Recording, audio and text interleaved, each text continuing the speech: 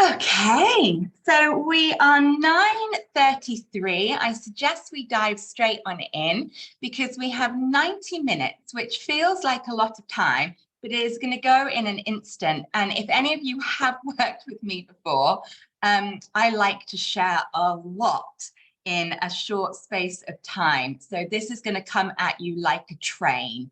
And I'm sorry, I don't apologize for it that much anymore. It's just my personality. But if it does feel like it's coming at you like a train, don't worry. Just stop taking notes, put the pen and paper down, and let what naturally lands land, and know you will get the recording. So if it's like, oh, I really wanted to take a note of that, or I need to hear that again, you can go back to the recording. So don't let the pace of today overwhelm you. Today is a lot of theory. It is a lot of ethics behind business, especially how we show up and share our yoga classes. And it's a lot of kind of business principles, the nitty gritty of implementation. Okay, so how do I set up my website? What do I do in this situation, in that scenario? Most of that happens in our small group containers in the mentorship program. So today is educational theory principles that you will then feel empowered to apply yourself. So just let what goes in, goes in. You've got the recording. It is all okay. At first, just to say thank you. Thank you for trusting me with 90 minutes of your time, especially if we haven't connected before. My dream would be that this was in person, but I know, Zoom is practical, Zoom is time efficient, and it means we can connect wherever we are in the country. And I know many of you have probably taught on Zoom, do teach on Zoom, and it's efficient and it's productive, but it's not as soul fulfilling. I don't know if you sometimes feel like that, because we don't get that same sort of interaction and hubbub as we do sometimes in face-to-face. So I think kind of the housekeeping on that, try and pretend this is face-to-face. And so if you're in a situation that you can turn your camera on, that's great.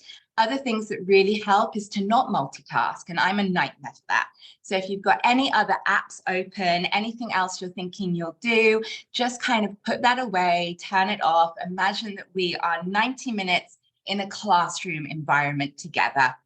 If you have any questions at any point, the easiest thing would be to type them in the chat. As I said, this is 90 minutes, it's jam-packed. So I'll come to the chat at the end and scroll through. If we've used all the 90 minutes, which I expect we will, I don't have to rush off. So I'll answer some of those questions and I'll leave the recording going. So if you have to rush off, that's fine, but type the questions in as you need to. Yeah, if you see me looking down, it's just because I've got some notes to keep me on track. I think I'm going to dive straight in and put our PowerPoint on. Tech isn't my best friend, so bear with me.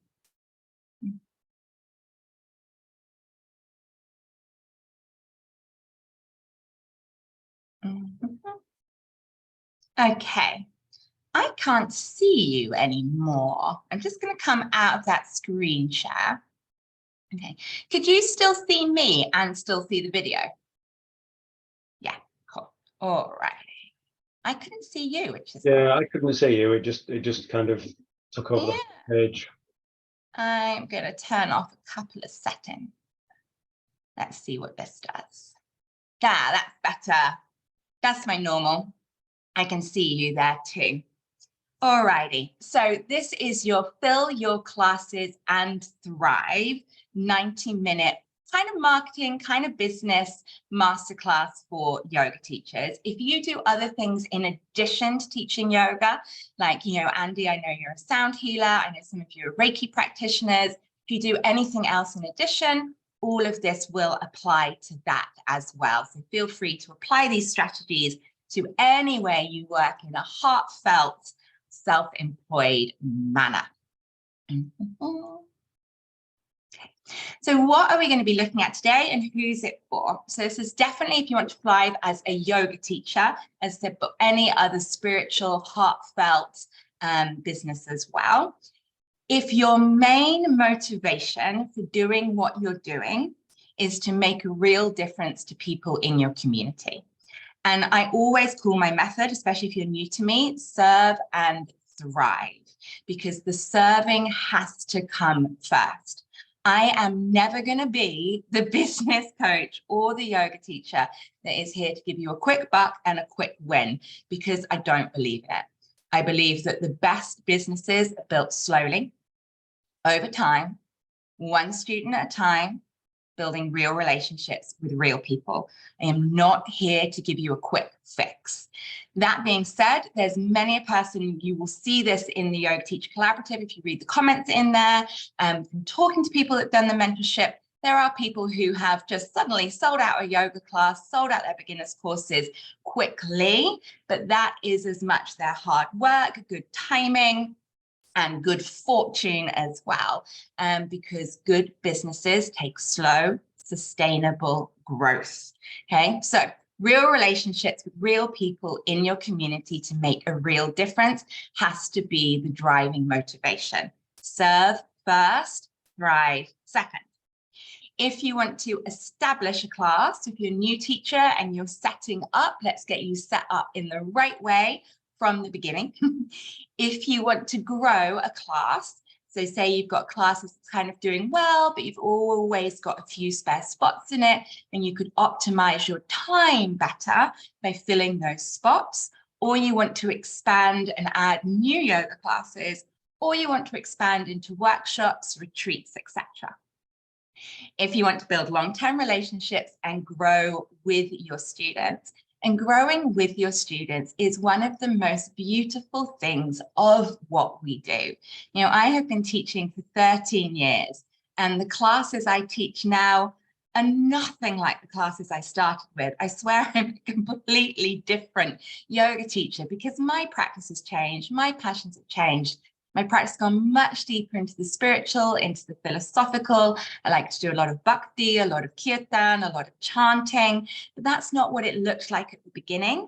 Yet I still have a lot of the same students because we've grown and evolved together.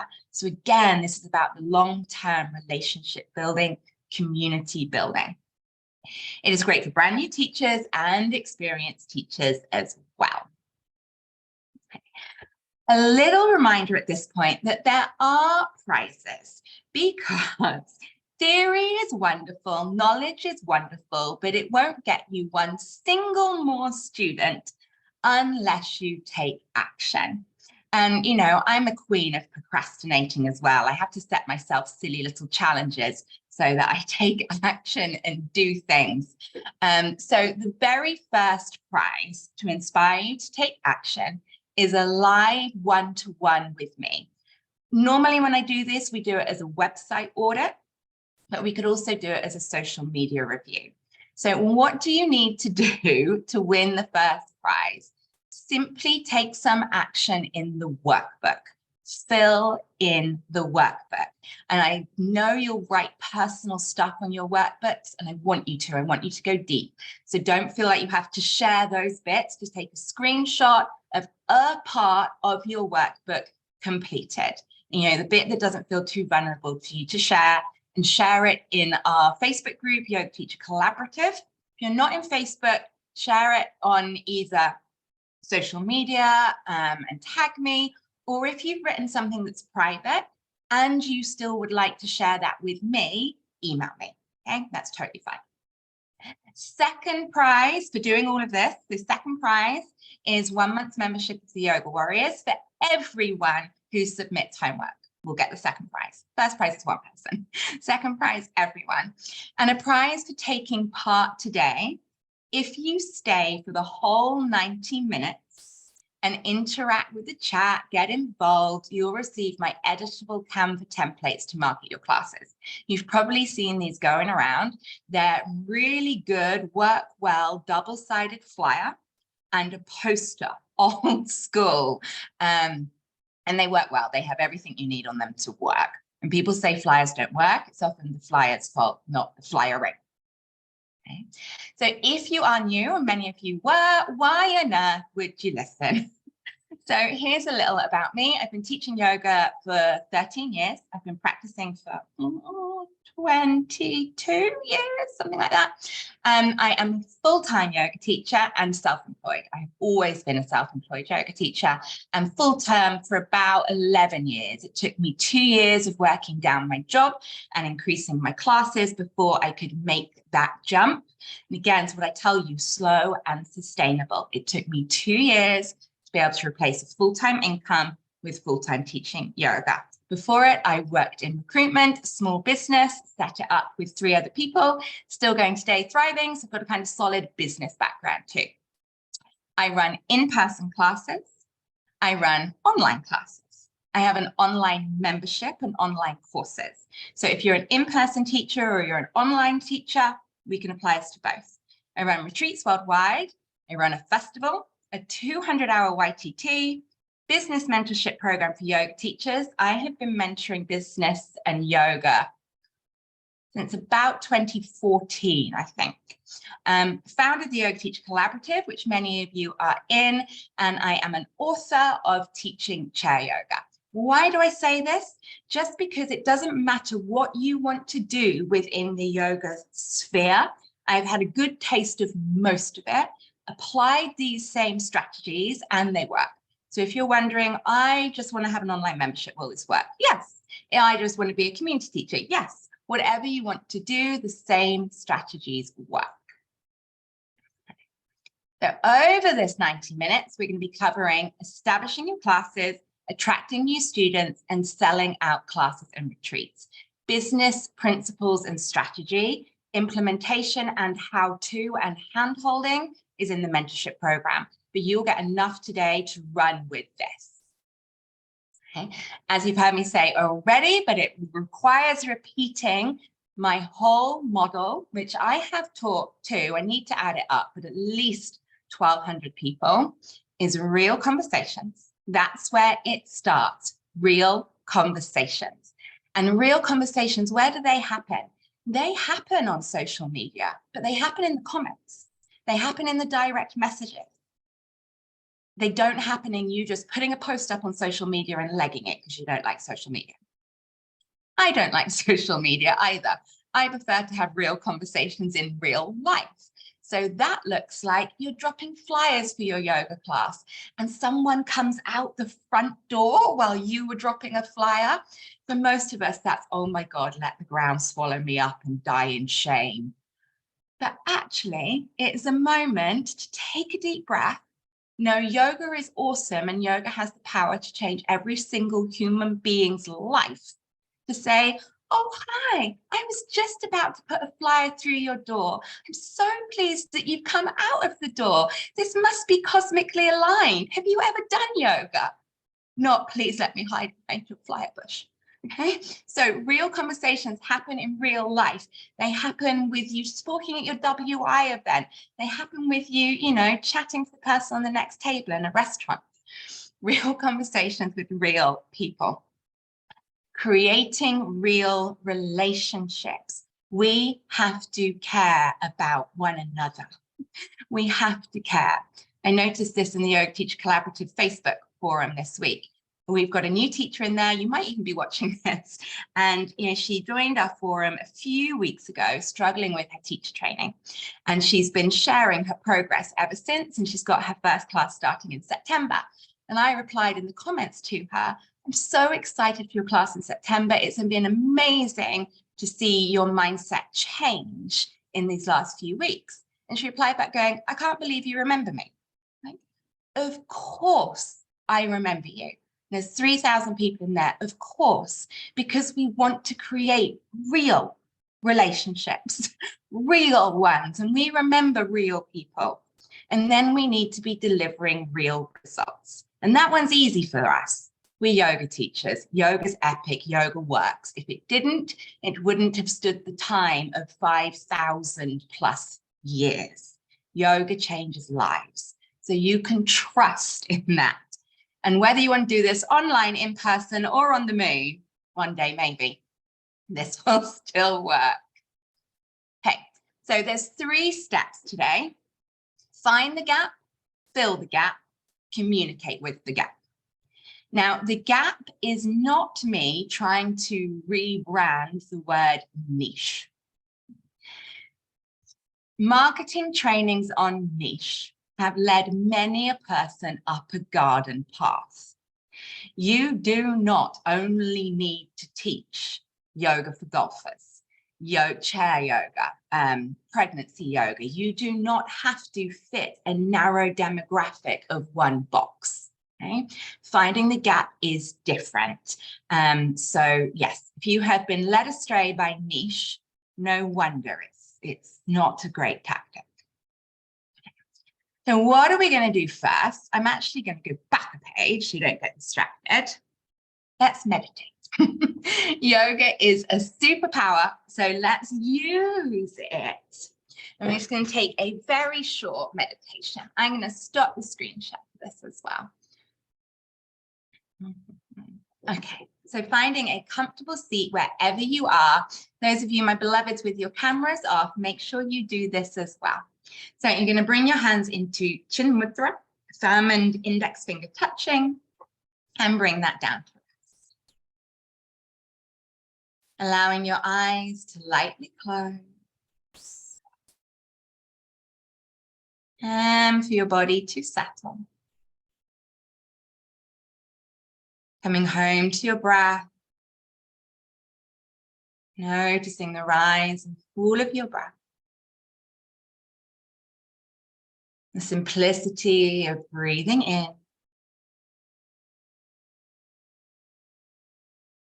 and breathing out.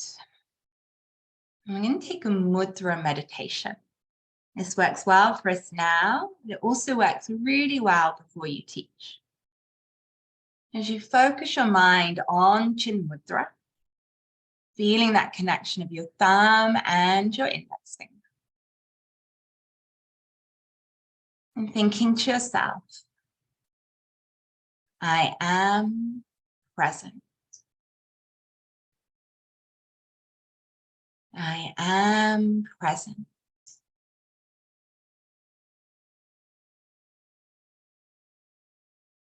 I am present.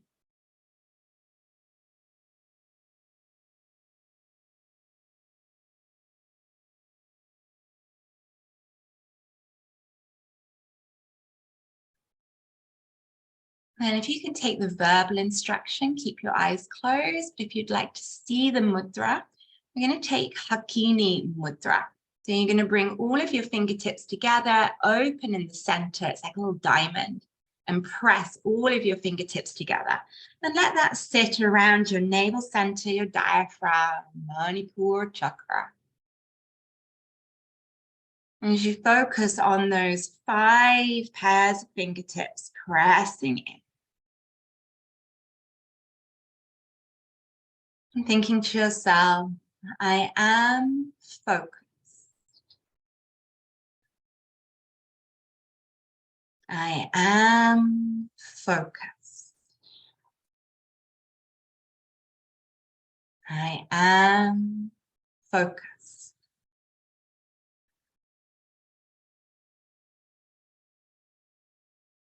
And then bring your palms to Anjali Mudra at the heart, so palms flat together at Anahata Chakra.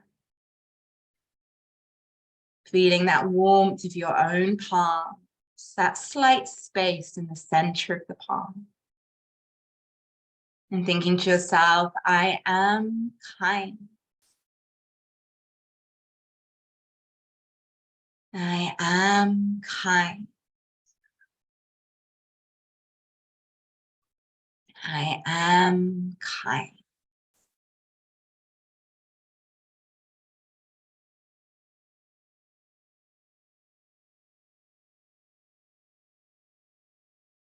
And bring your palms up towards your throat and into Padma Mudra.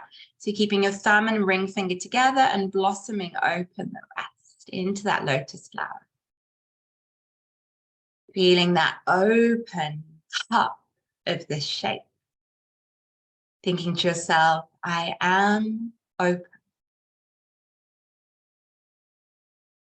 I am open.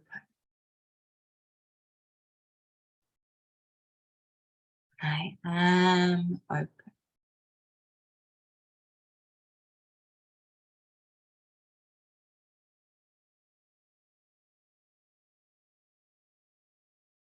And extending your arms out and up for our last one, reaching them wide like a funnel.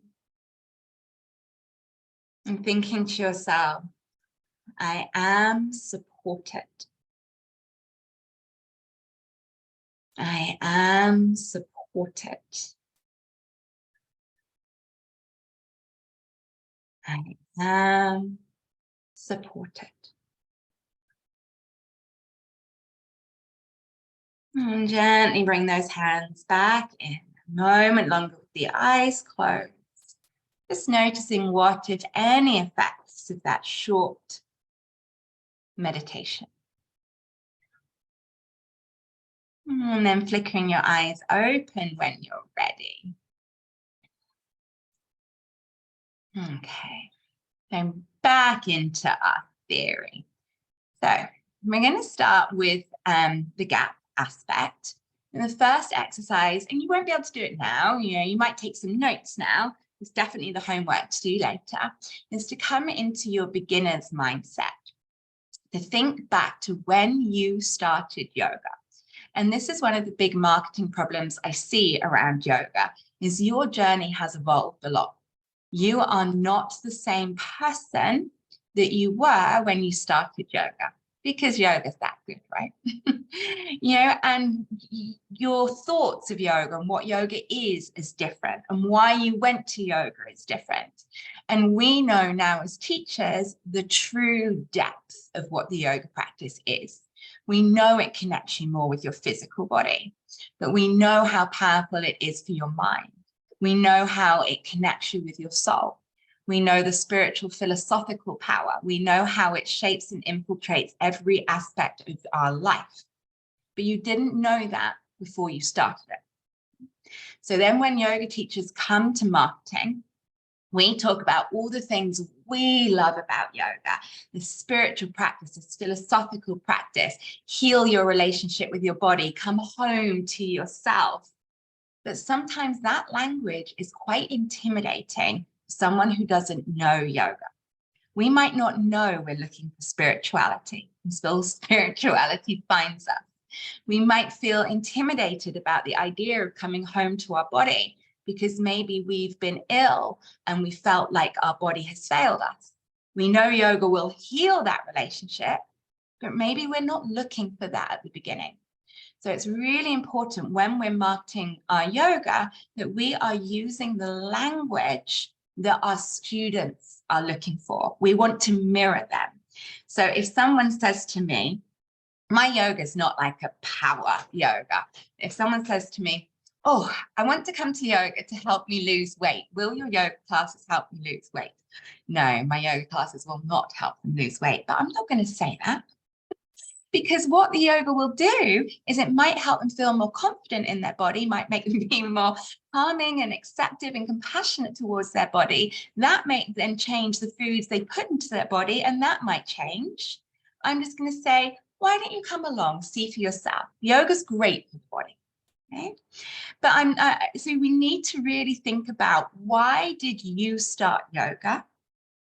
Why would somebody else start yoga? What are they looking for? Knowing their understanding of what yoga is has probably been heavily filtered through the media and other such stuff. So why did you start yoga?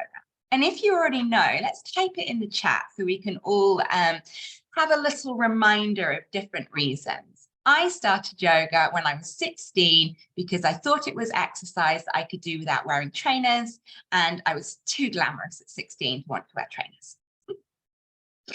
Very shallow reason, but it's what got me in there. Does it matter? Why did you start yoga? I started yoga for flexibility. My boyfriend introduced it to you. That's great. Calm my mind and challenge me physically. My friend and mum were going. Started for emotional support. relax and unwind, started with a friend, was pregnant, yeah. It was not as effortful as the gym, want to move your body, just for exercise, yeah. Regular activity, mental health. So have a look at some of the things people are writing in the comments, because you'll have the reason you started yoga. And we all had our reasons, and together we probably have all the reasons why anyone starts yoga. So these are what we need to talk to when we're trying to inspire new people to do yoga. And when you're setting up classes, you want it to be new people, really, because if someone isn't new to yoga, they're probably already attending a class with a teacher. Don't poach off each other. Maybe they want to come to an additional class a week with you. That would be awesome. Maybe they have just moved to the area and are looking for new classes, but most of the time new students are new to yoga, or they've done a couple of classes, or they've tried it on holiday, or they've had a couple in their workplace. But they're not the kind of people who, yes, I've been going to classes for 4 years with my teacher, I adore them, but for some other reason I'm coming to you. Okay? So it really is this newness. And then other things to work through. What were your expectations? What were you looking for? And what appealed to you? Especially, when you're looking at your own marketing, what appealed to you? Did that meet your expectation? And why did you choose certain classes and certain teachers? Was it something to do with an image they put up of their smiling face, made you feel that they were going to look after you, be safe, be receptive, that you would trust them? Why did you choose certain classes and teachers? That's really going back to that beginner's mindset, and market from this place. Unless you're marketing an advanced training for teachers, but you market to the level of experience and knowledge of yoga that you're trying to attract, not where you are at today. Okay. Then the next step, and this is why you're going to have to spend some time to do this, is market research. Most people, like niche training, get market research training wrong. Market research is not about looking at what your competitors do and doing the same. And that's what so many people do. They look at what other people are charging and they charge the same. They look at, everybody's classes are 60 minutes, but I really wanted to do a 90-minute class because I wanted a long shavasana, I wanted meditation, I wanted philosophy, but everybody else is doing 60 minutes, so I've got to do 60 minutes. You don't do market research to fit in with what the market is doing. You do market research to learn, to differentiate, to collaborate with, and not to compete with. Okay? If someone is already doing something amazingly, work out how and why you're different. So what does market research look like? What spaces are available locally and at what times? This is obviously most relevant if you're looking at establishing a new class or adding new classes to your timetable. What I see so many people do, and this is especially in the first 2 years of my teacher training, is they say, I want to do a class at 7 p.m. on a Monday. So they then look around at all of the halls, all of the centres, all of the church halls, all of the spaces, all of the studios, and go, there's nothing available. That's because there's nothing available at Monday at 7 p.m. You first of all have to do your market research with a completely blank mind. Just research, irrelevant of whether, no, I can't do that time because I'm at work. Just get the complete picture of what spaces are available locally and at what times. Draw up the whole picture. And then you can start to cross-reference that data with, okay, when am I available? And who in my community is available at that time? So if you discover the gap, that there is no yoga whatsoever on between the hours of 12 p.m. and 5 p.m., which is really common. And you're available 1 day a week at that time, you then have to think, okay, Who else is available between 12 p.m. and 5 p.m. on a Wednesday? What part of the community is not working? Okay. What part of the community is not doing a 3:15 school run? Okay. So what times and spaces are available and at what times? Then in your market research, what styles of yoga are being taught? Now, some of you live in bigger cities and towns, and some of you live in rural communities, and it might be very different. So if you live in a rural community, and there's certainly been some people I've mentored in this situation, and there's basically no yoga. Amazing. Just wonderful, fabulous. What styles of yoga are being taught? None. That is your gap, yoga. But if you are in Brighton, if you are in central London, you are in Manchester, you might find, oh my God, there's loads of yoga being taught. And then our mind will try and spiral into, oh my God, yoga is completely saturated. No, it's not. Okay. Look at what styles are being taught. And you'll find that there's probably a lot of vinyasa, a lot of tower yoga. Some of these cities, it's not in Southampton, but some of these cities have like rocket yoga, hot yoga, do it with dogs yoga. Okay, there's a lot of kind of popular trendy stuff around, which is great for those people that suits, but there's huge swathes of your community that is not accessible to, okay? That they don't feel welcome in. So then how do you work out that yoga is not saturated in your area? What are the demographics look like in classes versus in the local area? Now, there's many ways of working out demographics. Just go and walk down the high street. The first time this slapped me hard in the face was going to a course at Camden at Tri Yoga. And it was like a 4 or 5 day course. So I'm walking into Tri Yoga in Camden every morning, and you can see from the people around you who's walking to Tri Yoga. You can literally work out who else is on that course by those people stand out like a sore thumb in Camden.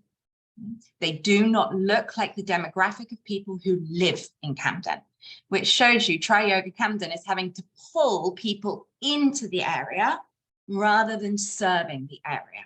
Okay, so that's one thing to do. Just walk down the street and see, are these people the people that are in the yoga classes? Or does this demographic look as broad? Another one, go to your nearest Tesco's. If you go into Tesco's, you can change it for a supermarket of your choice. You'll notice people of all ages. You'll notice people of all body types. You'll notice people of a broader age group. You'll notice people of a broader ethnicity. And then go into the yoga classes. Do the yoga classes look the same? No, probably not.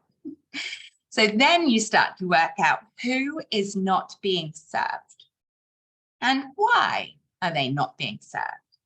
It is fabulously wonderful to have some gentlemen on today's call.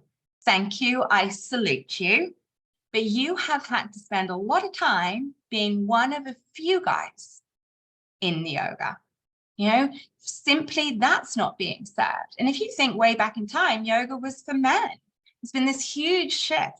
So it does take a brave chap to go, I don't care that I'm the only guy in this room. Yoga's amazing.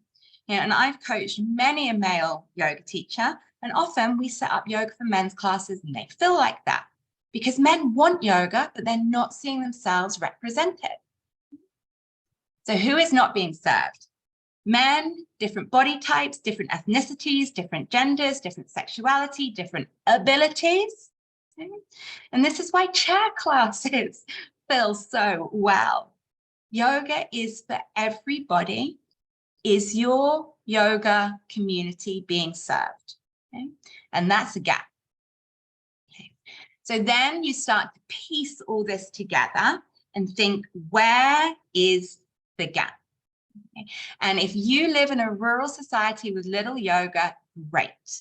Then start to think, what are the people like in this area and what kind of yoga would suit them? So I have a class in a rural village. It's a village we want to move into. It's an older village. The housing is not affordable for younger people. It's a farming village. It's where my chair yoga class is. So even then, when there's very little yoga, you still need to think, who kind of lives here and how can I best serve them? If there's loads of yoga, you still got to think, who's not being served and how do I serve them? And this is where you learn to differentiate yourself. Your job isn't to fit in, but to stand out. And this cuts straight to our heart of vulnerability. We stand out by being us. Those of you that are in the Yoga Teacher Collaborative, you'll have seen a very powerful share someone put up this week about self-esteem and body image and not feeling. She was a mum of 3, doesn't have the classic media created image of a yogi. We have to be brave to stand out as us and differentiate ourselves as us. You are not meant to fit in. So if you feel different, amazing. Share your difference. Okay? And that is sharing you, but it's also sharing what happens in your classes. So if your difference is that you are deeply passionate about the philosophy of yoga, your classes have to be an hour and 20 minutes so that you can get into the depth. Don't fit in and cut yourself down to 60 minutes. Say, my classes are 90 minutes. Yes, that makes them significantly more expensive than the other classes in the area. And this is why. This is why. People don't mind paying more for things if they understand that they're getting more. They're getting more value. Why? Next section. So that was all market research. Where is the gap? The next part is knowing how to communicate with the gap. We have been led astray over time so much with the rubbish that gets taught in marketing. Build it and they will come. Nope. Entirely and utterly incorrect. People will not come just because you put it on. Okay? People will only come if they need, want, or desire what you are offering. People will only come if they need it. I have a headache. I need painkillers. I'll buy painkillers. They'll only need it if they want it. Oh my God, I love chocolate cake. Well, that's probably desire, isn't it? I want chocolate cake. Therefore, I will go and get chocolate cake. Desire. I can't think what desire is because I now desire cake as well. They need to need, want, desire it. It is the only way you're going to get someone off their bum to your yoga class and part with money. So they only know that they need, want, desire it if you tell them that it's something they need, want, and desire. So to understand what people need, want, and desire, just start talking to people. Real relationships with real people. Okay? And then you're helping people to know they have a symptom. I have a headache. They have a problem. My head hurts. There's a solution. Here are my painkillers. I know it's better solutions than painkillers. Simple example. Okay? So people, I have a neck ache. Problem, I have a desk-based job. Solution, yoga class. I have backache. Problem, I have stress and anxiety and it's stored in my back. Solution, yoga class. Symptom, I can't sleep. Problem, too busy, don't know how to calm their mind. Just put a horror film on after work. Solution, yoga breathing techniques, evening yoga class, bedtime yoga nidra class. People won't just jump to the solution. If someone isn't already doing yoga, there's a reason, because everyone's heard of yoga. I think it would be very hard to find someone that's never heard of yoga. I remember forever ago, I was 17, picking up a book on Pilates, and I had never heard of Pilates. And I said to my friend, I've just picked up this book. I think it's Pilates. That doesn't exist anymore. There's nobody who thinks it's Pilates. Okay? Everyone's heard of yoga. So if they're not doing it, there's a reason. And they think it's not for them. Okay? The world's told them they're not flexible enough, they're not this, that, and the other enough, or they just don't think they need it. I have been with my husband for 21 years. I have been doing yoga for 22 years. My husband only started coming to yoga classes back in December. Okay? And he didn't do yoga before then, despite having been with a yoga teacher for 20 odd years. What changed? He got back pain. He went to the chiropractor who told him his blood pressure was high. Symptom, back pain, high blood pressure. Problem, sedentary lifestyle, too much stress at work. Solution, oh, my wife's a yoga teacher. Maybe I'll go to yoga classes. Took him 20 years to make that jump. Okay? So people need to know that they have a symptom, there's a problem, and that yoga could be the solution. You can't talk about yoga all the time. You have to help them identify the symptom, the problem, and then lead them to the solution. So you have to know what the symptoms and problems are. You have to understand the gap. That means you have to understand the people. You need to understand the demographic of that gap. So who is it? Who is in my rural community in Sheffield English? Why did I put a chair class on? Because I knew who was there. Gender. Okay? It might be all genders, okay?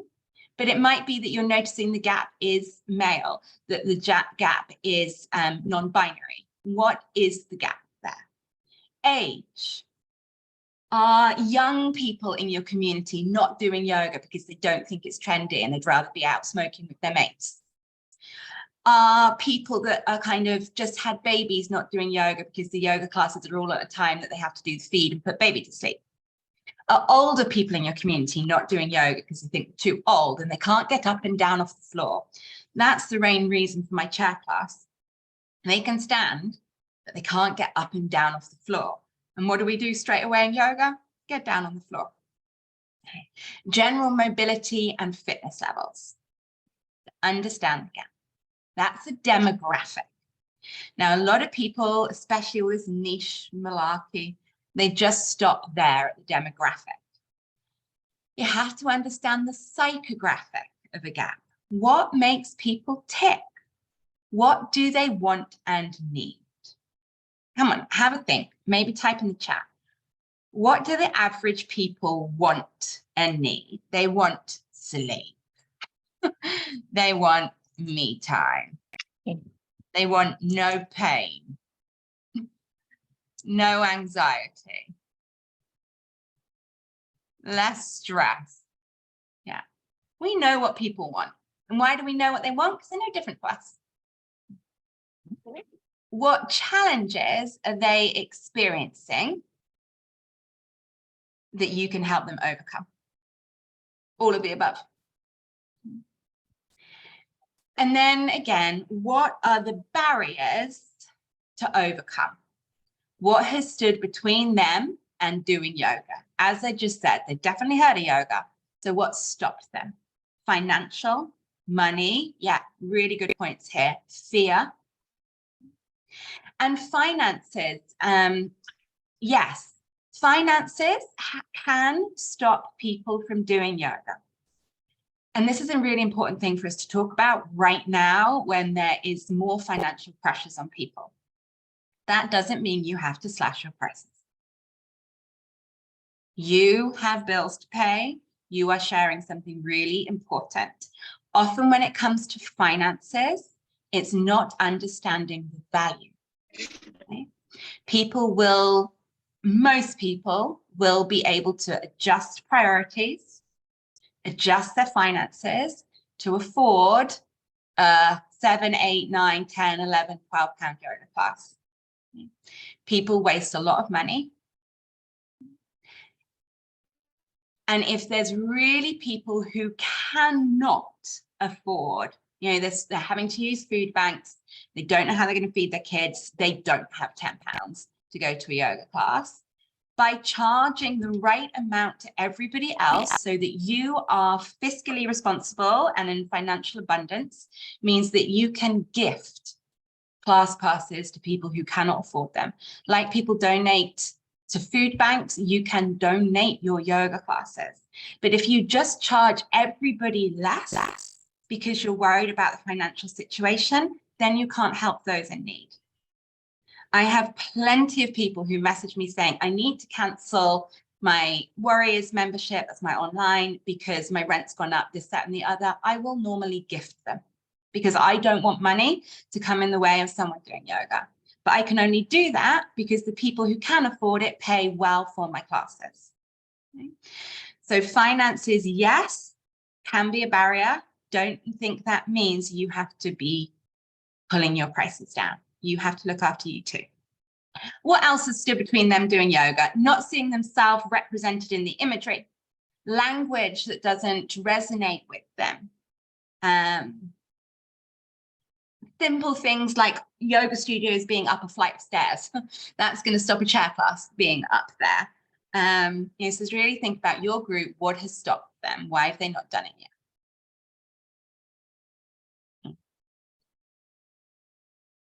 And then, remember, you have the replay.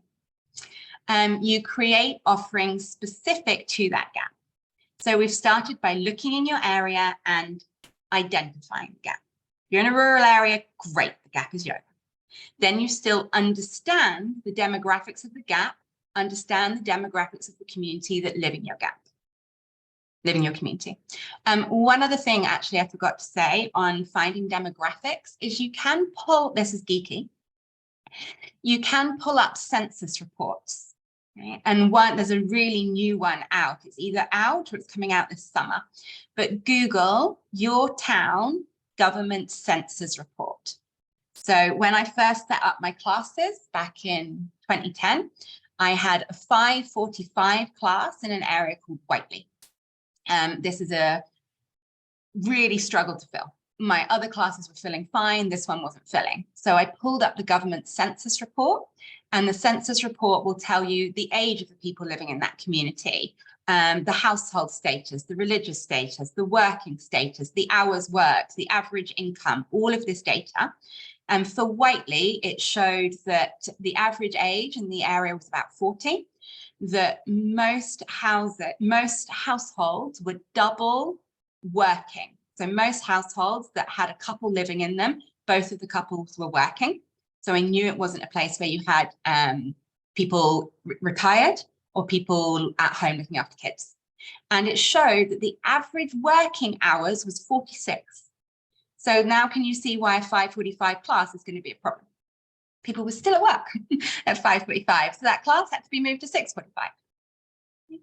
So really simple census reports. And they're free and they're easy. You can get them. Just Google. Now you have identified the gap. You've understood the gap, the needs of the people, their desires, and what stopped them coming to yoga. Then you create offerings specifically for them, specifically to them. If anything was possible, which it is, what kind of yoga experiences would you like to provide to fill the gap? Don't fit in, differentiate. If you struggle to do an hour's class because you've got to get home for looking after a baby, doing X, Y, and Z, fit it in between feeds, but you want to feel fit and get your body strong after having a baby, maybe you teach a 40-minute power yoga for new mums. You know, I'm not saying you have to lengthen something, but if anything is possible, what do you want to provide to fill that gap? What will actually give results? Do you want them to be classes or courses? Classes and courses are different. Courses gives a sense of continuation, the sense that you're going to learn something. I do lots of 6-week online courses with set subject matter. Okay? Classes or courses. I recommend if you are establishing and starting a brand new class, especially if you're new, start with a course. Probably a beginner's course, but start with a course because then you focus on marketing to a start date. So for 6 weeks, all you have to do is market the class. Then say it's starting on the 7th of September. Once 7th of September comes around, you can put the marketing back down. It wasn't why you came into yoga in the first place anyway. And you can just focus on lesson planning, serving your students and being a yoga teacher. If you try and establish a brand new class, doing both at the same time, I've got to market it, I want to lesson plan, I've got to market it, you'll constantly feel pulled from pillar to post. Once you're more established with the marketing, you might feel comfortable to do that. But if you're brand new, start with pulse. How long would the session last and over what time scale? And make these decisions based on what's going to give real results. People want real. An example of this, I ran a beginner's course during COVID online, and I only wanted to teach it to people who maybe hadn't started yoga before, but wanted to go deep. If you know astrology, I'm a Scorpio, which means I am deep and intense. And I wanted to teach yoga to people who wanted to go deep and intense from the beginning, into the philosophy, into the meditation. They wanted to start with a yoga book. I didn't want to do a course for someone who wanted to dip their toe in. So what did I do? It was a 12-week course. That is not toe dipping. And it was £220. There is no toe dipping with that. And it sold, I can't remember now, because it was 2021. I think we had 25 people in it. Okay? And so many people had said, I've been on your email list for ages, waiting for the right thing. And this was the right thing. It came with a book. It came with a side reading. It was one of the Yoga Sutras books. I didn't cut myself short on what I needed to deliver the results to make it affordable and accessible. I do lots of other things that are affordable and accessible, but not that course. Okay? You can do anything. What can you do to tailor your offers to the gap? And what is the investment price? Investment's also time. People invest their time. And investment and price and things, my cheapest class is my chair yoga class. The only class that doesn't have to do monthly subscriptions is my chair yoga class. The only class that pay in cash is my chair yoga class, because I made all of those payments decisions based around the needs of the community for my chair yoga. You were not going to go online and use my booking system and set up a subscription.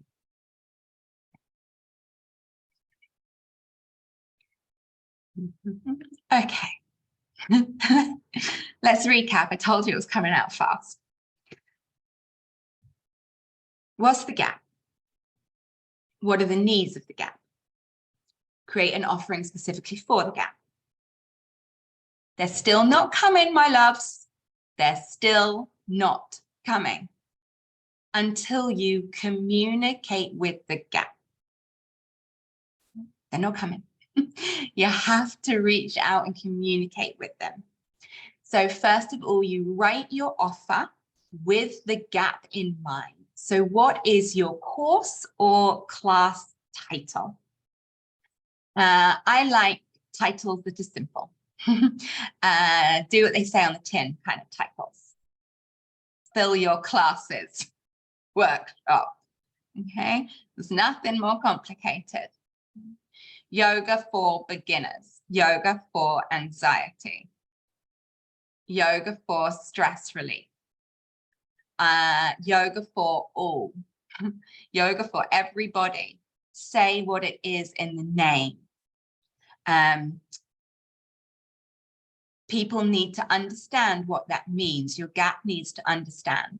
So if you are marketing to stressed out mums who would like a glass of wine, they've never done yoga before, and they want to feel strong and fit in their body again, great.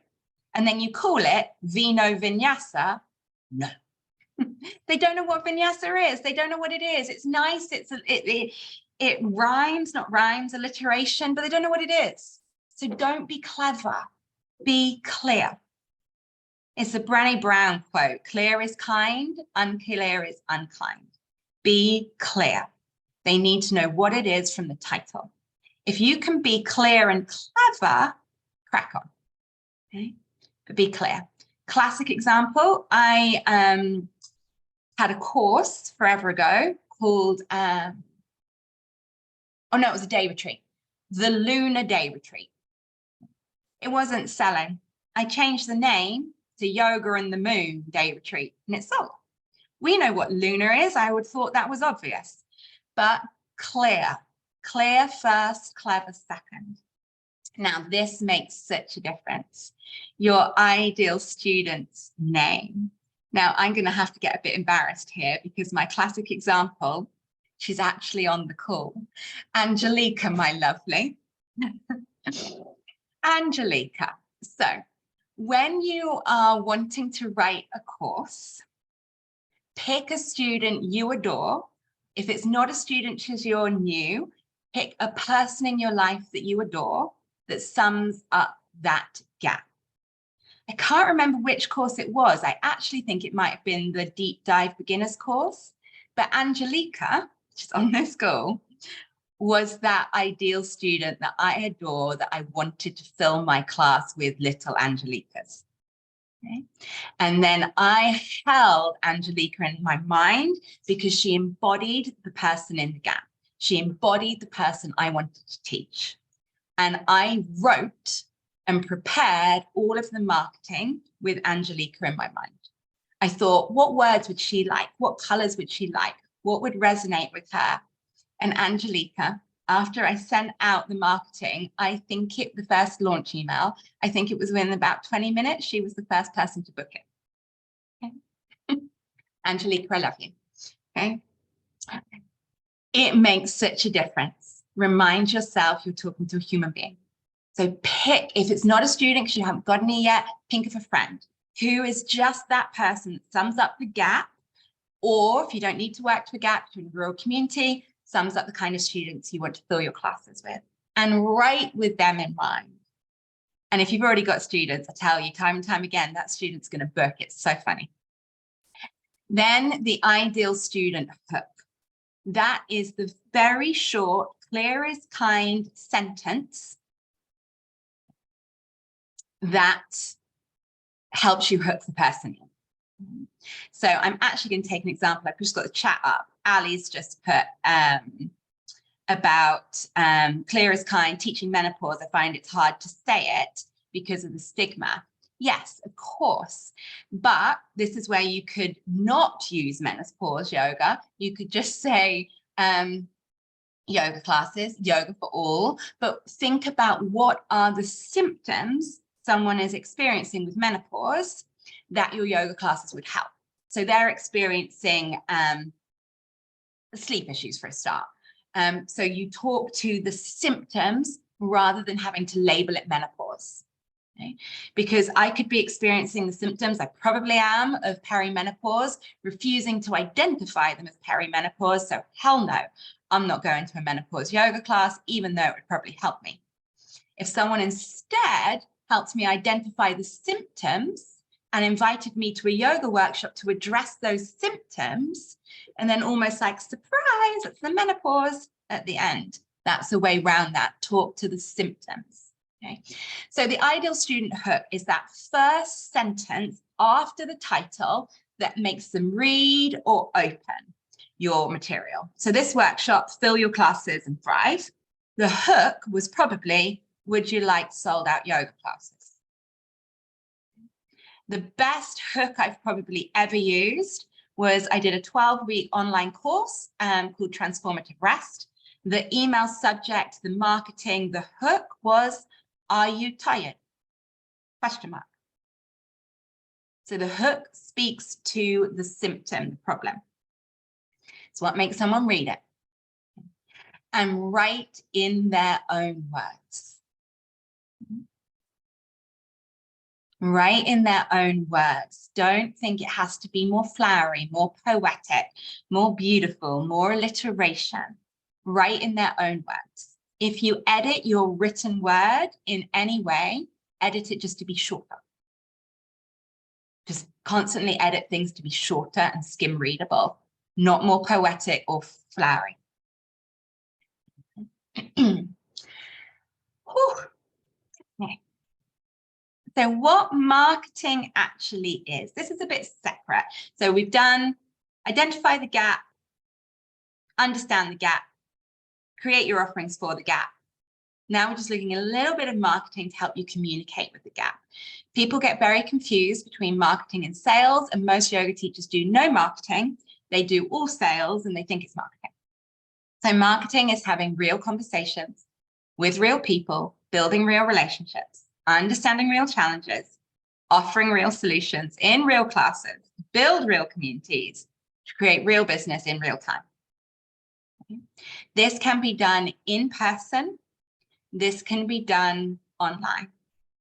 So real conversations is showing up in your local community Facebook groups and talking to people in there, commenting on things, introducing yourself as a real person. It's popping up and saying things in community groups like, hi, my name's Joe. I'm new here. I love yoga. I love walking. Can anyone recommend any walks locally? It's building real relationships. Whereas what most people do in, for instance, in community Facebook groups is they join them, then they go and put a poster up, book my 6-week beginner's yoga course, and then they leave. Okay? They didn't build any relationships, and people have stranger danger. Some of you have heard me say this before, it's like a booty call. Okay? You're not interested in the relationship. Hi, buy my thing, bye. Okay? Build the relationships. It's the same in comments on social media. It's the same in Instagram stories. Ask questions, engage with people. I put up something in my stories yesterday sharing that I was deep into my astrology studies. What are other people studying? I had loads of conversations about people studying plant medicine, people studying anatomy. Marketing is building relationships. Someone's not going to buy without a relationship with you. Okay. So what is sales then? Understanding someone's real need. It's been so lovely getting to know you. You know, this happens in person when you're chatting to people. In person, someone says, well, what do you do? Because they're being polite. And you say, oh, I'm a yoga teacher. And then they go, oh, I've never been to a yoga class. And then you tell them all the amazing things about yoga. Instead of, I'm a yoga teacher. What do you do? Tell me about you. Oh, I work in admin HR. Oh my God, what's that like? Do you have long days? Yeah, I do have really long days. Oh, how does that affect you? Do you know what? I just sit at my desk all day and then I really struggle to sleep. Oh, well, I don't know if you know, but I'm actually a yoga teacher. If you struggle to sleep, you might find yoga helps. Okay? You can't sell if you don't understand someone's real need. You only understand the needs by chatting. And then you can offer real support and help, so you're not selling. It would actually be rude if someone said to you, do you know what? I've got really bad back pain. I don't know what to do about it. And you just went, oh, have you now? It would be rude to not say, oh my God, I teach yoga and I found it really, really helpful. It might help you with your back. So when someone's identified to you that they have a need, you're going to want to share that you can help them and support them. At that point, it's not sales, is it? It's just being a nice human being. I have a solution to your problem. I'm not going to keep it to myself. Then you extend the invitation to work with you. And, you know, most of us are in England here, and we can be very British about this. We'll say things like, oh, yeah, I teach yoga classes. We just leave it. We don't invite them. I teach yoga classes. Do you know, I think it might really help your back. I would love you to come. Why don't you come and have a free class on me? You have to extend the invitation, and you extend it with warmth. So you don't say, I offer a free first class. That's not an invitation, is it? It doesn't make you feel special. Oh, I would love you to have a class. Do you know what? Why don't you come and have one for free on me? So different. personal, real relationships. Then make it easy for someone to accept the invitation. So then say you've had this conversation at the end of a meeting at a runners club. Okay? Then say, look, let me take your email address. And when I get home, I'll send you a link to book that free class. Don't make them have to do any legwork. Oh yeah, just go and look on my website. It's lauragreenyoga.co.uk. They're not going to remember. It's not going to happen. Let me take your email address or send me your Instagram handle and I'll share you a link. Or let me take your phone number and I'll WhatsApp you. Make it easy for the person to come to you. And make space for questions. The other thing we don't do, because we're very British, is follow up on the invitation. Do you know, I met someone at the running club and they told me how their hamstrings are really a niggle. And we had this great conversation. Then I invited them to yoga and I sent them an email with a link to book and they didn't book. Follow up. Okay, just once. Still very British though, just the once. Okay. Oh, it was so nice to meet you the other week. I've been thinking about you and those hamstrings. Just a reminder, we've got class coming up this week and I'm actually doing a hamstring focus. Most of the time, people are just busy. They didn't book, they didn't take action because they were just busy. And then deliver on what you say you'll do. Small, but very important. Again, just a little bit of bonus. 4 stages of a relationship. Some of you've heard this before. You need to attract new students. Communicate and cultivate the relationship, invite them to yoga, and then delight them. You will only attract new students if you are showing up in new places. If your Instagram or social media is the only place you share and it's only followed by 20 people, half of them are your friends and family and the other half are people you did teacher training with, there's no point. You just keep posting your classes there. You have to attract new students. So that might mean things like in person, popping up at the running club, sharing a free workshop at the running club, popping up at the WI and sharing a yoga class, going to a local networking event and saying how you give a talk on how yoga helps with stress management in the workplace, flyer dropping, putting up posters, talking to the hairdressers, collaborating with the chiropractor, collaborating with the nutritionist. Same in online. You'll notice in the Yoga Teacher Collaborative, I interview a lot of guest teachers on there. So we've got James Knight, the somatic yoga teacher, coming in to talk to you next week because he's coming to a new place to talk to new people. You have to go into other people's groups, other people's communities, collaborate online. You have to be in new places to attract new people. You've heard this before, many of you, so I'm going to say it super quick.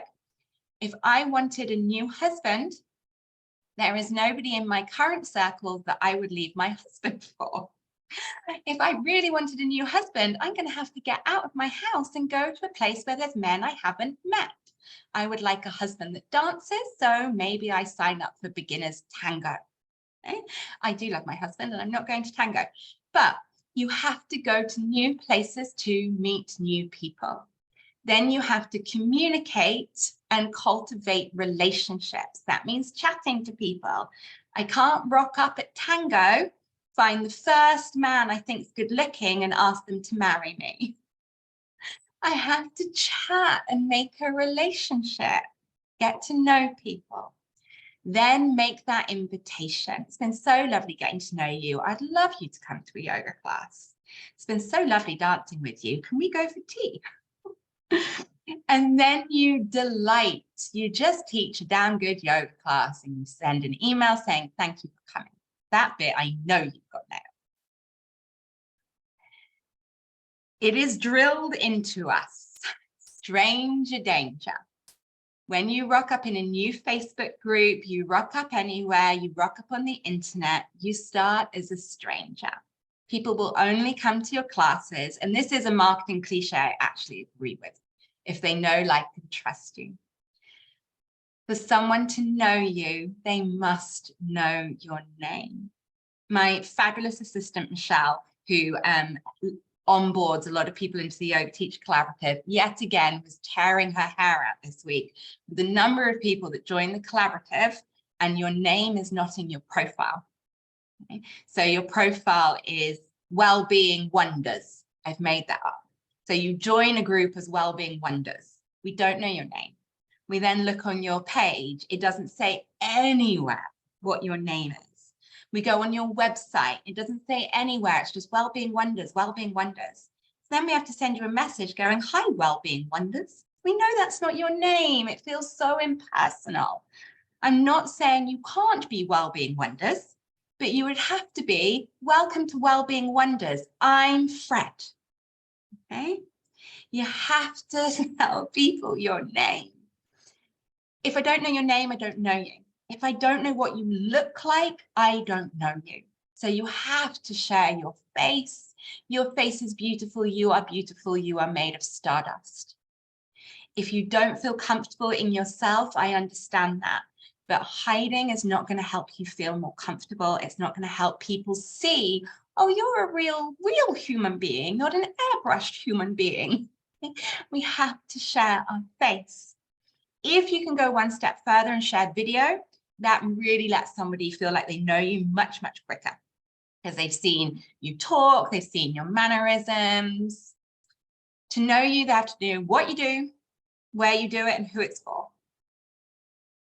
Next up, you kind of want to like someone. You're going to go to a yoga class, you probably like them. Okay? You like the feel of them from the website. You like the feel of them from their social media. You like the feel of them from when they presented themselves at a WI talk. How does someone like you? If you're yes professional, you want to be professional, people need to know they can trust you, but real, relatable, and human. Share your personal life, hobbies, hopes, and loves with boundaries. Boundaries are called buckets, content buckets. So think of 3 to 5 things from your life that you are willing to have in the public domain. Okay?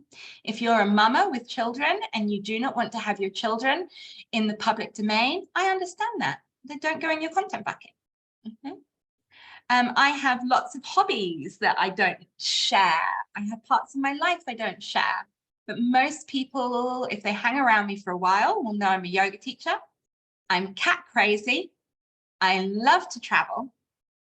And I'm a musician. That's what most people after a while will know. They won't know my dark and tawdry secrets. So what are the things you are happy to be in the public domain? This gives you boundaries. You don't feel like your whole life is on social media, on your website, or that you talk about your whole life. Just those things. Enough for people to go, yeah, she's a cat lady. I like people who like animals. She's a musician. That's nice. Trust. People want to trust you. Be generous with your time. Give freely. Yoga is the most amazing thing. We're so fortunate it's come into our lives. Give. Give short videos. If you haven't got your own films, send people recommendations of short videos on YouTube. Just give your time. If someone wants to talk to you about their back pain, give your time and listen. Presence, attention, kindness, and expertise. Give presence, attention, kindness, and expertise. Clarity, consistency, and patience. Keep showing up. And then lastly is welcome. The human core need is to be seen, understood, and accepted. Invite people to the yoga class. It's been so lovely connecting with you. It'd be wonderful to share a class with you. Then when you see them at the class, oh, Melissa, it was so nice to see you at the WI meeting. I'm delighted you're here. Come on in. People have to feel welcome. Core human need. Okay. So that was a whistle-stop tour through business principles. Yes, in mentorship, we talk through your website, your booking systems, your social media, your posters, etc., etc. But all of that has to be on basis of these principles. And this is what's not taught. Everybody just wants to go for the quick win and strategy. has to be on solid principles. So if you want to bring this to life, you've got the information, start implementing that, crack on. Otherwise, I would like to tell you a little bit about the mentorship program. And remember, if you can show a little bit of patience to stay through this last bit, you then get our Canva templates, and then I'll stay around to answer some questions as well. So I have been business mentoring for a very, very long time. And back in January, I reshaped my normal 12-week program into a 6-week program. I intended to do it only once, but the results were, they just blew me away. And I loved doing it in that short container. So it's coming back for a summer school. So it starts in July. It is a 6-week business mentorship course. Yes, it's 6 weeks, but the first thing we say is ignore the 6 weeks. You have lifetime access to the material. And as you can imagine, I'll never go away. I'm going to nag you forever on WhatsApp. So 6 weeks is 6 modules, 6 aspects to it, delivered over 6 weeks, but you have it forever and you'll use it forever. So what's it intended to do? To implement, to hold your hand, to troubleshoot the real practical stuff. So you can have full classes with committed students and make more money. I say brackets fast because fast is not my MO, but in comparison to struggling on your own, this is fast. We have people with results in weeks. To attract new students and keep them coming back and get rid of that imposter syndrome by learning to differentiate and shine as you are. You're not meant to fit in, my love. And the overwhelm, fear, and isolation. Okay? I'll share you a video with some testimonials in a second, and you'll hear the consistent word is supported. Absolutely supported. And I give loads of support. Training, you've probably seen the support I give in the Yoga Teacher Collaborative for free. Imagine the support you get when you pay for it. Accountability and lifetime access. So the 6 weeks includes the nuts and bolts. We've done principle today. So week 1, we get super clear on who you are, where you deliver your work, online and person, when you do it, who it's for, why you do it, and how to book. We get all of that clear. Week 2 is about websites, because yes, you need a website and it's not okay to just be on social media. You need booking platforms and payments. Okay? Week 3 is how to do online marketing. You get all of the templates, all of the implementation and social media. Week 4 is old school in-person community marketing, because this is what delivers the results. Flyers, posters, A-boards, banners, still the best stuff. Week 5 is customer service, the huge missing link. Week 6, email lists. The most powerful asset in your business after you is your email list. Collect emails. Lead magnets, that's what somebody is willing to give you your email address in return for, so you can start building a relationship and communicating.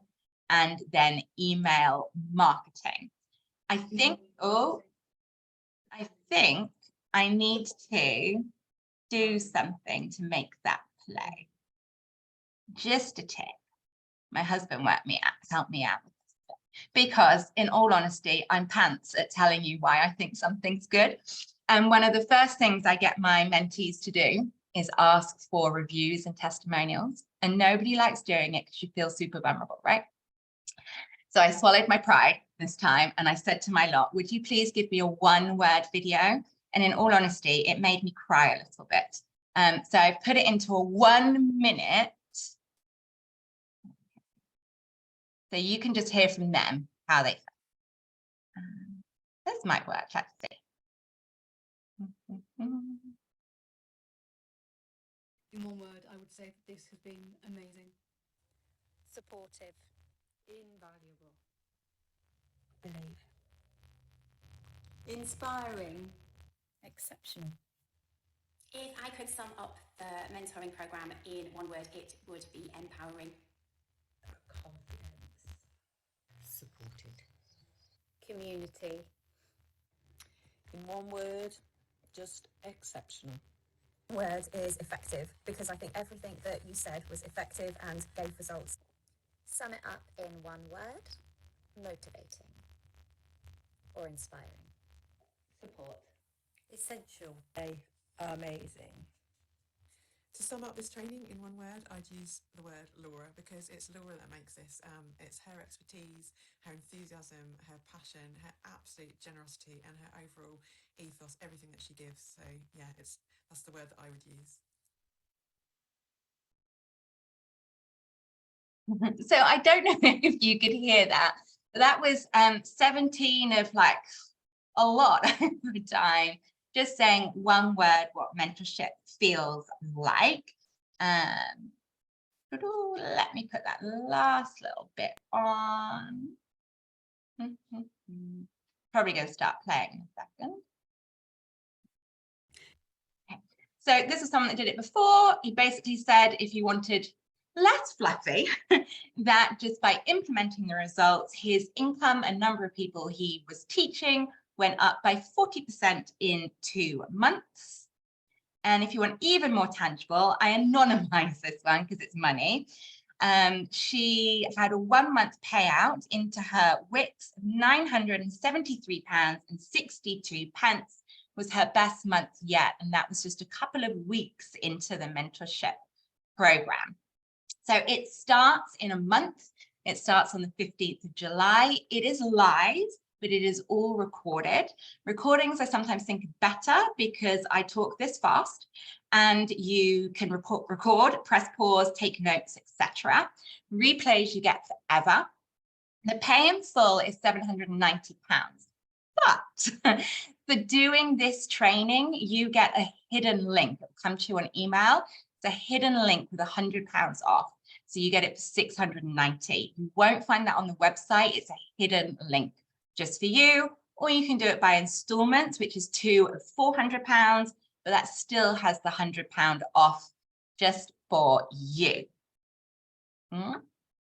Righty. Okay, so we have officially 5 minutes left, but I said I have nowhere to be, and my time is always available for you. So any questions? I am going to have a look in the chat. If you've got any questions, just feel free to unmute yourself. It'd be fabulous to hear a voice that isn't mine.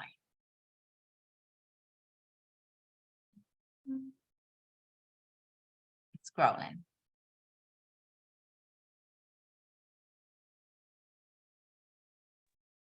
Hi, Laura. Yes, hello, Leonard. Hi, thank you so much for this morning. That was absolutely, inspiring, amazing, thought-provoking, lots of different words. So at the moment, I'm in a full-time job and a bit nervous about, I'm looking at how to stage moving from full-time marketing job, going to full-time yoga teaching eventually. And I was wondering, first thing, if for my initial courses, do I still have to have the insurance? Yes. Obviously, there is no legal requirement to have insurance, but I would 100% have insurance set up professionally from the beginning, and it's not expensive. You can go with Baylands or BGI direct. It's less than £100. They lurk between 70 to 100, but it's less than. They're so cheap because so few yoga teachers ever need to use it, but I would always have it. And I think many people have that navigating from full-time to employment to teaching yoga. And I think it's a really good thing. I almost advise people to keep another income going so that you can be showing up, focusing on impact, making a difference and serving as it builds without the pressure. Just adding, I think I started with 1 class after work. It made sure I got out of work on time. 1 night a week, then 1 became 2, 2 became 4. Then if you're in a position where you can either work down your hours at work, I went 9 till 2, 5 days a week. And then I cut a couple of days. It took me 2 years. or if you can't do that, then consider changing a job for part-time. And also know it is okay to not be a full-time yoga teacher. We have lived in a society that makes us think having 2 jobs means we're struggling. Oh, you've got to have 2 jobs to make ends meet. That's a societal thing. Whereas, no, I have 2 jobs because I'm 2 doubles of awesome. And you can't fit me into one thing to serve. Okay? So it's okay to do many. But thank you for that question. Thank you. Sean, honey. Hi, Laura. Lovely to hear all your wonderful gems again. But I wondered if I could ask you about some specific, there are 2 classes that I'm struggling with. They're in the same studio upstairs, so that puts out chair yoga, of course. But they've never been more than 6. What time? Yeah. Tuesday 9:30 and Friday at 10. Okay, cool. And they're just around from around the corner from a primary school, a really big primary school. But I and you you have actually in the past suggested I stand at the school gate and give out flyers, but I'm too scared to do that. No, Leonard, I'm not doing it. You come along with me and give me some strength. Okay. But do you have any suggestions? Of course, the first suggestion would be stand outside the school gate and give flyers. But what would I say? That I think that's it. That's the because it feels really pushy to stand there because I don't know the mums anymore. My children went to that school, but that was a long time ago. And stand there with flyers, oh, really icky feelings coming up. I have a trick for when I feel icky, and you might have noticed from how I present anyway. I just don't hide anything. So I'll say, if I was at school gates, hi, this feels really awkward and I'm really sorry. But I'm a super passionate yoga teacher and so passionate it's making me stand here feeling really awkward. Can I give you a flyer? And I would almost play into it. Right, okay. Being your vulnerable self is disarming. I don't hide anything. If I'm nervous, I'm really nervous, but this is really important to me. So I'm here. I just share how I feel. But how about a collaboration with the school? So you could consider approaching the school. Most schools, especially primary schools, do a summer fete. And say, could you do a class for the school, a class at the school, a class in collaboration with the school as a fundraiser? And what is a chosen charity of the school?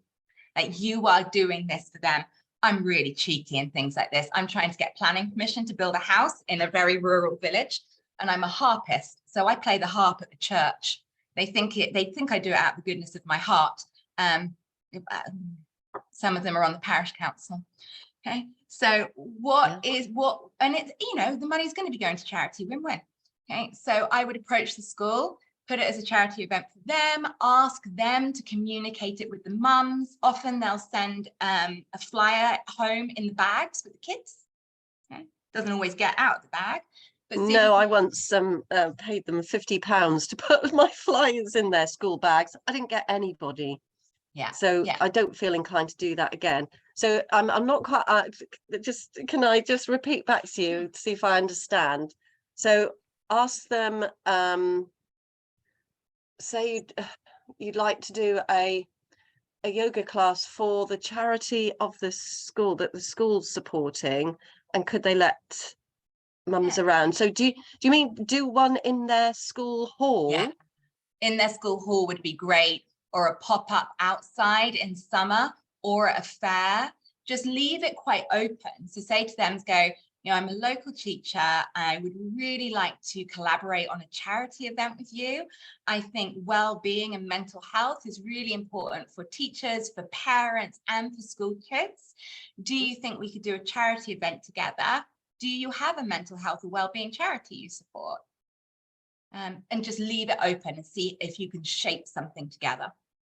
Okay, thanks very much, Laura. And just flyers near them, posters near them, if you can get an A board where they walk past, more footfall traffic. Yeah. Lovely, thank you. Katie, lovely. Hello, thank you, Laura. It was a really great session. Sian, I did exactly that and stood outside the school yesterday. I have kids, but it wasn't my kids' school, and it was mortifying. But I think the people that did stop, I felt like Laura said earlier about that connection when you're flying through people's doors. If you do, I did that also a couple of weeks ago, and actually one lady opened her door and it was the one lady that came. So it did work. So hopefully yesterday will pay off as well. Laura, I just wanted to ask you, please, your advice for new yoga teachers. So I qualified last year, so I've been teaching a really solid class, which actually I did set up through my kids' school, and it's lots of the mums at in the school grounds on a Tuesday evening, and it's a really wonderful group. They're really loyal and it's great.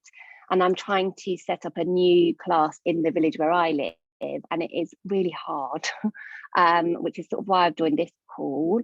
So yeah, because I think I do have that, you know, imposter syndrome, and I think having qualified, it's literally the tip of the iceberg, isn't it? And you then just feel like you want to do all the trainings, and then I feel like I'm sort of in that position of kind of forgetting my core, I suppose, because you just want to offer so much, and so it's drilling it down. I think the message that I've got from you this morning is being really clear on what the offering is, rather than trying to do all the things all the time. But yeah, just a nugget sort of for the newly qualified of us out here, please. Yeah, definitely one thing at a time, one class at a time. And I say this in teacher training, and some of them listen, some of them don't, and then have to come back later and say, oops. One thing at a time. So put one class on, fill it up, okay? And then just focus on that one class, and then put a second class on and fill it up. Because income wise, you're better off having one full class than two half full class, because then you'd have double the whole hire and double the time. But I think it's the imposter syndrome again, that we somehow, the number of teachers that say, I only teach one class, as if that somehow makes us lesser. I teach one amazing yoga class a week, so don't feel the rush to do all the things, and keep an ideas notebook. If you have an idea of a new class, or you know what's next, if a new hall's come up, you could book it for 6 months time, 3 months time, 4 months time. They'll often let you do that, or just give you first refusal. Don't get pulled into, oh, there's an amazing space I found, I must book 3 classes there. Okay, just one class at a time, fill it up. And then when you get tempted to events and day retreats and things, when I started teaching, there was no workshops, no day retreats, no events. So we all grew slowly because you had to have the idea. Now we see other people with day retreats and workshops, and we get excited, which is amazing. Oh, I want to run a day retreat. But people do them too quickly before they've built up their client base. So focus first on classes. One class, fill it up. 2 classes, fill it up. 3, fill it up. Solid base of 60 students. Then you can put on a workshop for 2 hours. Then when that's built up, then you put on a day retreat. So slow. And just because you didn't know it now doesn't mean the idea goes away. Amazing. Thank you very much. Linda, darling. Hi, Laura. Thank you. I've really enjoyed this morning as well. Just social media wise, do you think, I have just been using my personal profile, and I have got a page, and I'm thinking, you know, you're saying share yourself, sharing more of yourself. Do you think that, I mean, I think I can do that more effectively on my personal profile. Do you think you need to have a sort of like professional Instagram and Facebook as well as yourself? Or can you incorporate everything on your personal pages? I love this question, Linda. Thank you. And we do go to this a lot in one of the modules on the mentorship. And often the first thing I say is, do you like Instagram? Hands up here if you hate Instagram. Delete it. Delete it. Ask yourself, how many students have you ever got from Instagram? Audit your followers on Instagram. Just delete it. So you have to show up in the way that you like. There is no point using a platform or using something you don't like. Otherwise, it's just not going to get results. do something you do like. But when it comes to Facebook, it's a slightly different question. So officially, Facebook don't want you running a business through a personal page. They want you running officially a business through a business page, because then they can make you advertise, give them money, because they're a business. And, you know, let's not be mean to Facebook. They have a right to be a business and make money. Okay. So they want you to use your business page so you will run paid for adverts. They are not incentivized to share your professional work-based posts, 6-week course, if you're not going to pay. So Facebook is becoming pay for play. You will get much more natural, organic reach, more people seeing your posts if you use your personal page. So basically, Facebook wants to be a place for friends to communicate and businesses to pay to sell. That's their model now. So if you share things on your personal page, you will get more organic reach. I recommend also having a business page so that you are working with them, and post something on your personal page and then also post it on your business page, just so you can show you're playing the game. But then that also means you need to be requesting people to be your friends on your personal page, because your personal page is only going to be as useful as the number of people that are your friends on there. And I see it, like I put a post up about yoga teachers retreat. This was a while ago. And it sold out in a couple of hours from my personal page. I also posted it on my work page, and I don't think it even had one comment. So I see it time and time again. But you've got a friend request people. And when you join local Facebook groups, what's on in Eastleigh, sometimes they won't let business pages even join them. Sometimes they're only personal. So no, you're not wrong using your personal. And Instagram, if you're not on it and it doesn't excite you, don't even start. Facebook groups. If you love Instagram, you're excited about Instagram, you can make it work for you super well. But it's not Instagram. Thank you, Laura. Thank you. Pip, honey. Hi. I just wondered, so I love the idea of doing smaller classes, so 6 or 7 people. I'm not really interested in going larger than that. But I'm also really wanting to offer classes to people that are on the lower income bracket, homeless, you know, people that really wouldn't otherwise have access. So it's a big question, and you haven't got time to answer it fully, but how would you start to move forward with that in a way that actually is going to be financially viable? Because I feel like I want to offer to people that can't afford. That's where I'm strongly drawn to, and the size of the class inhibits big profits as well. So I'm kind of stuck to know quite how to start that. Yeah, a couple of different classes. So there's a few options. First, option 1, find something else that's not yoga to financially support you. So you can choose yoga as community service only. Okay. Find a benefactor that does exist, or more easy, have just a couple of different classes. Have one that is a subsidized class, have one that is a higher ticket price, or different pricing levels. You could have drop-in, say £15, but really reduced if people block book. Okay. Or you can have a subsidized rate. So you can say class is £15, asterisk. If you are homeless, if you are on different types of benefit packages, my classes are subsidized. And I quite like using the word subsidized because you are choosing to subsidize them. It sounds like someone else is picking up the tab. People don't want to feel like you, as a nice lady in their local community that has bills, is suffering because they're getting less. So during COVID, I had someone that actually paid me to run subsidized classes. Okay? And I said there is a angel donation, angel sponsor, something like that. I can't remember what I used. So people knew the classes were being picked up for by someone else. They actually used the fund, angel fund, I think I said. But that can be provided by you. You know, there is an angel fund that subsidizes this class. That angel fund is my bank balance, but you know, it can be you. So yeah, just really clear asterisk subsidized classes for people in the following categories, or a couple of different classes, and really being okay to price things differently.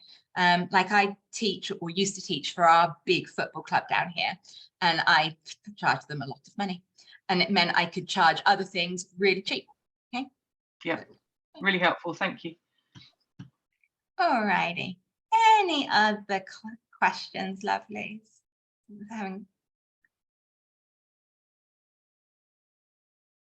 Okay. All righty. Well, thank you so much for your time. No, I got to share you I'll do it in email. In the email, I'll give you the link to the Canva templates. So I'll do that in the email. If my emails don't come through to you, they're in your junk. If your Hotmail is just a nightmare. They don't even often go to the junk.